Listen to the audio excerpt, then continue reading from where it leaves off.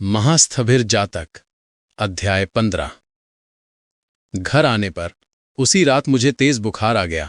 बुखार की तपिश में बस लोका का चेहरा ही मन में उभरता रहा। 15 दिनों बाद जब अस्पताल में पिताजी को देखने गया और लोका की खबर ली तो पता चला कि कुछ ही दिन पहले उसकी मृत्यु हो गई है। बच्चा जन्म लेने से पहले ही वो विदा हो गई। बच्चे का होना ही लोका के जीवन में दुखों की शुरुआत थी और उसी के साथ उसके जीवन का अंत भी हुआ। जब तक स्कूल में दाखिला नहीं लिया था तब तक घर और बाहर के लोगों के मुंह से सुनता था कि मैं बहुत बुद्धिमान लड़का हूं। मैं खुद भी मन ही मन खुद को बहुत बुद्धिमान मानता था, लेकिन जैसे ही असली पढ़ाई शुरू हुई मेरी बुद्धि ठिकाने आ गई, बुद्धि भ्रष्ट हो गई। स्कूल की तो बात ही क्या, घर में भी कदम कदम पर यह साबित होने लगा कि मेरे भाइयों की बुद्धि मुझसे कहीं अधिक तेज है।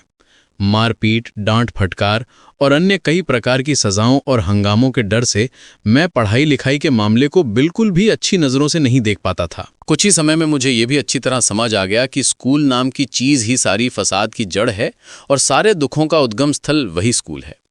मैं पिताजी से यमराज की तरह डरता था और पिताजी ही मुझे घर पर पढ़ाते थे। पिंजरे के सामने अगर बिल्ली बैठी हो तो वह पक्षी चाहे कितना भी बड़ा पढ़ाकू क्यों ना हो, उसकी बोली बंद हो ही जाती है। मैं इसका जीता जागता प्रमाण था। ऊपर से मेरा मन अत्यंत भावुक यानी सेंसिटिव था। बाहर की जरा सी लहर भी मन में ऐसा आलोड़न और विक्षोभ पैदा कर देती थी कि मैं किसी भी हाल में पढ़ाई में मन नहीं लगा पाता था। मेरे छोटे भाई अस्थिर की बुद्धि बहुत तेज थी। हर साल वार्षिक परीक्षा में वो प्रथम आता और इनामिया प्राइज पाता था, जबकि मैं बड़ी मुश्किल से कभी अगली कक्षा में बढ़ पाता तो कभी नहीं। मुझे सजा देने के लिए स्कूल की शिक्षिकाओं ने एक नया खेल ईजाद किया था। किसी सवाल का सही जवाब न दे पाने पर वो नीचे की क्लास से अस्थिर को बुला लाती और उसके मुंह से मुझे सही उत्तर सुनवा देती थीं। चूंकि मैं अस्थिर से बहुत प्यार करता था इसलिए उस पर तो गुस्सा नहीं आता था, लेकिन मन ही मन मैं बहुत अपमानित महसूस करता था। गणित जैसी चीज को मैं फूटी आंखों नहीं देख पाता था। मेरा मस्तिष्क कुछ ऐसे अजीब तत्वों से बना था कि मैं संख्याओं के रहस्य को कभी समझ नहीं पाया। शिक्षक समझाते समझाते जब थक हार जाते तब मैं बिना समझे ही कह देता, अब समझ गया हूं। इसी तरह मेरी शिक्षा आगे बढ़ने लगी। धीरे धीरे मैं पढ़ाई लिखाई से कटने लगा। स्कूल और स्कूल की पढ़ाई के प्रति मेरा सारा आकर्षण खोता चला गया। मुझे महसूस होता था जैसे मेरे आसपास के सभी लोग किसी दूसरी ही दुनिया के हैं। हर कोई मुझसे श्रेष्ठ और सुखी था और मैं जैसे कोई निराला सृष्टिछाड़ा जीव हूं। मैं मन ही मन अपना एक अलग साम्राज्य तो बना लेता था, पर वहां राज नहीं कर पाता था, क्योंकि वहां मुझे ऐसा कुछ भी नहीं मिलता था जिसके सहारे जीवन बिताया जा सके। ये मानसिक अकेलापन कभी कभी मुझे इतनी पीड़ा देता था कि न जाने कितनी रातें मैंने बिस्तर पर लेटकर रोते हुए बिताई हैं। न जाने कितनी बार सपने में रोते रोते मेरी नींद खुल गई, इसका कोई हिसाब नहीं। मेरे पिताजी को लकड़ी के फर्नीचर खरीदने का जुनून या बतिक था। पुराने कुर्सी, मेज, अलमारी, बेंच सस्ते में मिलते ही वे खरीद लेते थे, चाहे उन चीजों की जरूरत हो या ना हो।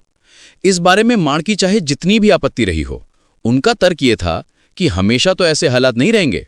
जब आर्थिक स्थिति बेहतर होगी और बड़ा घर होगा तब सारे कमरों के लिए फर्नीचर कहां से आएगा। इसलिए धीरे धीरे उन्हें अभी से इकट्ठा करके रखना ही एक बुद्धिमान गृहस्थ का कर्तव्य है। भविष्य के अच्छे दिनों की संभावना के रंगीन गुब्बारे या फानुस पे सवार होकर जिन्होंने वर्तमान बुरे दिनों के बजट में अनाधिकृत प्रवेश किया था, उन पर मां बिल्कुल भी प्रसन्न नहीं थी। इसीलिए लकड़ी के ये सारे फर्नीचर नीचे की मंजिल के एक अंधेरे कमरे में उपेक्षित या अनादृत अवस्था में पड़े रहते थे। अन्य और भी अनावश्यक चीजों के साथ उस कमरे में कुछ बड़े टीन के बक्से भी रहते थे।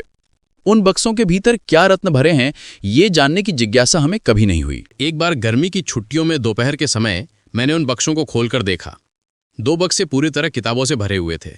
सबसे ऊपर एक छोटी सी किताब थी। उसे उठाकर देखा, कविताओं की किताब थी। नाम था फूलों की माला या फुलेर माला। फुलेर माला किसकी रचना थी ये आज याद नहीं है। निश्चित रूप से उसमें याद रखने लायक कविताएं भी नहीं थीं। फिर भी हमें स्कूल में जो कविताएं पढ़ाई जाती थीं उनकी तुलना में फुलेर माला की कविताएं ज़्यादा अच्छी लगीं। अगले दिन लालच में आकर सुनसान दोपहर में उस कमरे में धावा बोलकर मैंने फिर से बक्सा खोला। इस दिन मैंने रत्नों की खोज की। इस बक्से के भीतर से मैंने बंकिम चंद्र की चंद्रशेखर पहला संस्करण, रमेश दत्त की माधवी कंकण और एक और उपन्यास निकाला जिसका नाम था पल्लीग्राम। पन्ने फटे होने के कारण लेखक का नाम नहीं मिल पाया। साथ ही अवनींद्रनाथ की क्षीरेर पुतुल यानी क्षीर की गुड़िया, माइकल और हेमचंद्र की ग्रंथावली, विद्यापति, चंडीदास और शशि शेखर की फटी हुई कविता संग्रह की किताबें मिली। बैठकी के प्रति स्वाभाविक आकर्षण होने के कारण मैंने कविता की किताबों को पहले पढ़ना शुरू कर दिया। हालांकि उस उम्र में कविता के संपूर्ण रस का अनुभव करना संभव नहीं था, फिर भी मुझे रसानुभूति हुई थी। ये बात मैं दावे के साथ कह सकता हूँ। मेरा वो नितांत अकेला और एकाकी मानसिक जीवन अचानक एक नई चेतना से जाग उठा।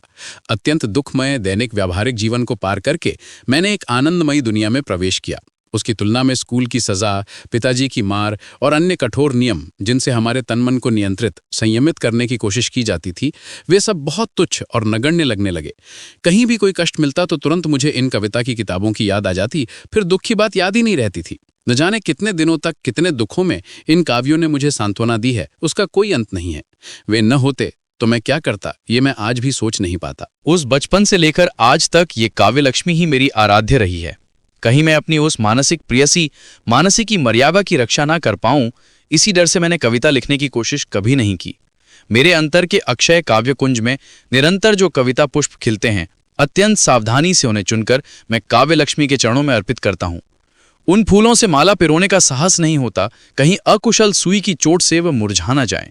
उसके बाद चंद्रशेखर और माधवी कंकड़ ने मेरे उस कल्पना के साम्राज्य में और भी भव्यता ला दी। कभी मैं गंगा के अथाह जल में शैवलिनी के साथ तैरता हूं और कहता हूं, शैवलिनी सखी। शैवलिनी का आंसुओं से रुंधा गला सुन पाता हूं, प्रताप, आज इस मरी हुई गंगा में चांद की रोशनी क्यों? चांद की नहीं सखी, सूरज उगा है। फिर कभी चला जाता हूं राजपूताना के मरुद्यान में, एक लिंग के मंदिर में। सुंदर जुलेखा मुझसे मिलने आती है तो कभी हेमलता का करुण अनुनय कानों में गूंजने लगता है, नरेंद्र, उसे खोल दो, उन्मोचन करो। चंडीदास की श्री से लेकर जुलेखा तक मैं सभी से प्रेम करता हूं, किसी को भी छोड़ नहीं सकता। सभी मेरी प्रियतमाएं हैं। काव्य के साम्राज्य में आकर जैसे मुझे नया जीवन मिल गया। बंदर की किचमिच को अंग्रेजी में क्या कहते हैं, ये भले ही मैं नहीं सीख पाया, लेकिन कितने ही लोगों, कितने ही देशों और मानव हृदय की कितनी विचित्र अनुभूतियों से मेरा परिचय होने लगा, जिनकी तुलना में स्कूल की पढ़ाई अत्यंत तुच्छ लगने लगी। ये किताबें मेरी माँ की थीं। उन्होंने इन्हें कैसे और किस प्रकार संग्रह किया था, ये मैं नहीं जानता। उम्र बढ़ने के साथ साथ हमने अपनी आंखों के सामने ही इन्हें नष्ट होते देखा। बाद के जीवन में मैंने स्वयं बहुत पैसा खर्च करके कई किताबें खरीदी। विनाश के दूत अलग अलग रूपों में आकर उन्हें नष्ट कर गए, उसके लिए मेरे मन में कोई मलाल नहीं है। लेकिन बचपन के उस धूप छाव से भरे कमरे के एक कोने में, जिनसे मेरा अचानक परिचय हुआ था, जिनके संगीत ने मेरे हृदय की तंत्रियों में पहली झंकार पैदा की थी, आज विदाई की बेला में उनकी स्मृति मुझे व्याकुल कर देती है। तब मैं छठी कक्षा क्लास 6 में पढ़ता था। स्कूल अब पुराना हो चुका था। वहां मिलने वाली सजाएं भी अब आदत में शुमार, धातुस्थ हो चुकी थीं। सच और झूठ के बीच का भेद लगभग मिट चुका था। बंकिम चंद्र के और भी कई उपन्यास मैं खत्म कर चुका था। कुंद नंदिनी को जहर पिलाना बंकिम चंद्र के लिए उचित था या नहीं, इस पर अपने प्राण प्रिय मित्र के साथ गुप्त रूप से मेरी चर्चा भी होती थी। मेरे इस मित्र का नाम प्रभात चंद्र गांगुली था। प्रभात मशहूर अबला बांधव पत्रिका के संपादक और भारत सभा के संस्थापकों में से एक द्वारकानाथ गांगुली के पुत्र थे। मेरी उम्र तब 9 साल थी। प्रभात मुझसे 8-9 महीने छोटा था, लेकिन इन सब विषयों में वो मेरी ही तरह परिपक्व समझदार था। वो उस उम्र में ही कितने लोगों और किताबों के नाम जानता था, ये सोचकर आज भी विस्मित होता हूँ। प्रभात की माँ उस युग की विदेश से पढ़कर आई विलायत फैरत डॉक्टर थीं। इस सब कारणों से उस समय उनके घर में कुछ सांस्कृतिक वातावरण था। वो अपने घर से सारी किताबें लेकर आता था और हम दोनों दोस्त छिपकर एक जगह बैठकर पढ़ते और उसी में मशगूल हो जाते थे। दिन अच्छे ही कट रहे थे। ऐसे ही समय में एक दिन स्कूल जाकर खेल रहा था, तभी एक लड़की मेरे पास आई और बोली, तुमने अमुक उस लड़के के जो 3 पैसे लिए हैं वे दे दो। क्या अनर्थ है, 4 साल से स्कूल में पढ़ रहा हूं। इस 4 साल के दौरान मेरे नाम पर सच झूठ, संभव असंभव हर तरह के आरोप आए हैं, लेकिन ये बिल्कुल नया था। मैं तो उसकी बात सुनकर सन्न रह गया। मैंने कहा, मैंने तो उसके पैसे नहीं लिए। लिए कैसे नहीं, मैंने अपनी आंखों से देखा है। उसकी कॉपी यानी नोटबुक से तुमने पैसे निकाले। मैंने गुस्से में तमतमा कर कहा, लिए हैं तो लिए हैं, ठीक किया, जाओ जो करना है कर लो। क्लास शुरू होते ही उन दोनों लड़कियों ने जाकर टीचर से मेरे नाम पर पैसे चोरी करने की शिकायत कर दी। टीचर ने मुझे बुलाया। वे एक विधवा थीं, जिनके बाल गर्दन तक कटे हुए थे। वे शब्दों को एक तरह से चूस चूस कर उच्चारित करती थी, जैसा मैंने आज तक किसी और के मुंह से नहीं सुना। उनके मुंह से निकलने वाले हर वाक्य में 2 बार भगवान और 3 बार ईश्वर का उल्लेख जरूर होता था। मैंने पैसे लिए हैं या नहीं, ये एक बार पूछना भी उन्होंने जरूरी नहीं समझा। पास जाते ही शुरू हो गई, ईश्वर तुम्हें सुमति दें, स्थविर मैं तुम्हारे लिए निरंतर ईश्वर से प्रार्थना करती हूँ, वे तुम्हें सद्बुद्धि दें। उस दिन तुम झूठ बोलते हुए पकड़े गए थे, आज फिर चोरी करते हुए पकड़े गए हो। मैं अपनी दिव्य दृष्टि से देख पा रही हूं कि तुम्हारे लिए फांसी का फंदा तैयार हो रहा है। चोरी के बाद ही हत्या होती है और हत्या के बाद फांसी। हमारे देश में पहले और उस दिन तक विलायत में भी चोरी करने पर फांसी होती थी। जाओ, जाकर खड़े हो जाओ और उसके पैसे लौटा दो। मैंने कहा, मैंने उसके पैसे नहीं लिए। उसके पैसे कहाँ थे ये भी मुझे नहीं पता। मैं स्कूल आकर क्लास में अपनी किताबें रखकर ही खेलने चला गया था। जिस लड़की ने मेरे नाम की शिकायत की थी, उसका नाम लेते हुए शिक्षिका बोली, अमुक कभी झूठ नहीं बोल सकती। मैंने फिर कहा, मैंने पैसे नहीं लिए। शिक्षिका ने पीछा नहीं छोड़ा। वे पूरे पीरियड घंटा भर मुझसे उन 3 पैसों की चोरी की बात कबूल करवाने की कोशिश करती रहीं और जिसका पैसा था उसे लौटाने की जिद करने लगीं। जब मैंने पैसे लिए ही नहीं तो लौटाता कहाँ से? मेरे पास पैसे थे भी नहीं। मैंने जेब झाड़कर दिखा दी। 9 साल के एक बालक पर 4 घंटे की ये निरंतर 3rd डिग्री किसी दुर्दांत अपराधी की कहानी से कम रोमांचक नहीं है। स्कॉटलैंड यार्ड के धुरंधर जासूसों की रणनीतियों को भी उन नीतिवादी शिक्षिका ने मात दे दी।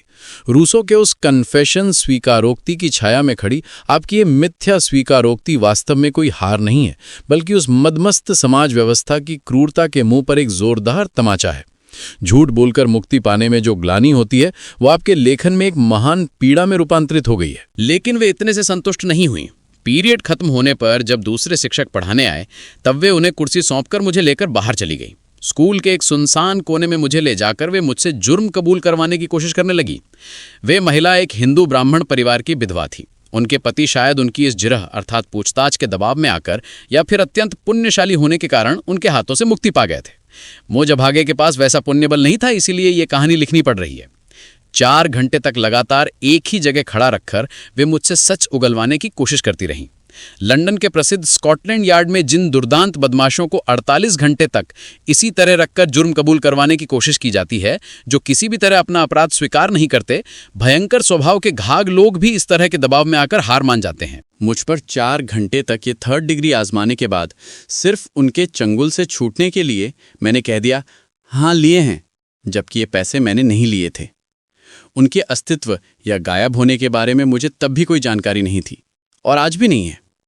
रूसो की तरह मैं भी कह सकता हूं कि महाप्रलय जजमेंट डे के उस परम क्षण में मैं इस जातक को ईश्वर के सामने रख दूंगा और कहूंगा, हे सृष्टिकर्ता, तू जानता है कि इसके कार्यों में या मन में मैंने कभी झूठ का सहारा लिया है या नहीं।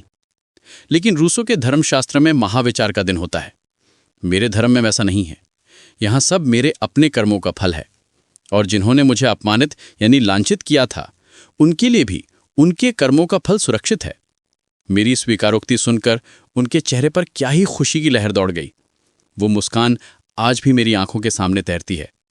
उन्होंने कहा, आज घर जाओ, कल 3 पैसे लाकर उसे दे देना। प्रिय दोस्तों, अंत तक साथ रहने के लिए धन्यवाद। कृपया हमें प्रोत्साहित करने के लिए इस वीडियो को लाइक, शेयर और सब्सक्राइब करें। आपका सहयोग ही हमारी सबसे बड़ी प्रेरणा है। धन्यवाद।